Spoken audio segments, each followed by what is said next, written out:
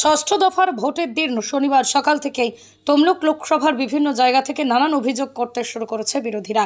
কোথাও বুথে বিরোধী দলের পোলিং এজেন্টকে ঢুকতে বাধা, কোথাও বা বিরোধী দলের পোলিং এজেন্টকে বুথ থেকে বের করে দেওয়ার অভিযোগ।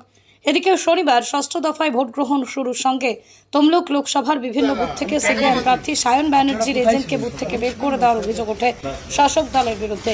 আর সেই অভিযোগ পেয়ে বিভিন্ন বুথে গিয়ে পুনরায় সিপিআইএম এর পোলিং এজেন্ট বসিয়ে দিলেন তমলুকের সিপিআইএম প্রার্থী সায়ন ব্যানার্জি।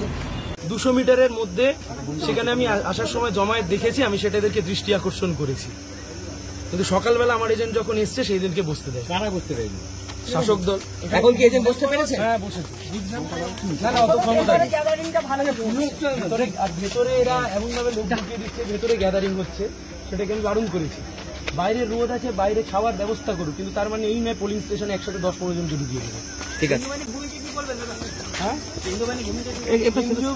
জামাই ষষ্ঠীর মতো ওদেরকে ডেকে এনে খাওয়াতে হবে। রয়্যাল বিরিয়ানি এখন বাউরিয়াতে ফোর্ড ক্লাস্টার নিউ মার্কেট বেনের দোকানের পাশে অবস্থিত রয়্যাল বিরিয়ানি, যেখানে মাত্র 80 টাকায় 1 প্লেট বিরিয়ানি, এছাড়াও রুচিসম্মত বিভিন্ন ধরনের ফাস্টফুড খাবার পাওয়া যায় এই রয়্যাল বিরিয়ানিতে। বাউরিয়া, হাওড়া, দূরভাষ 8910556142।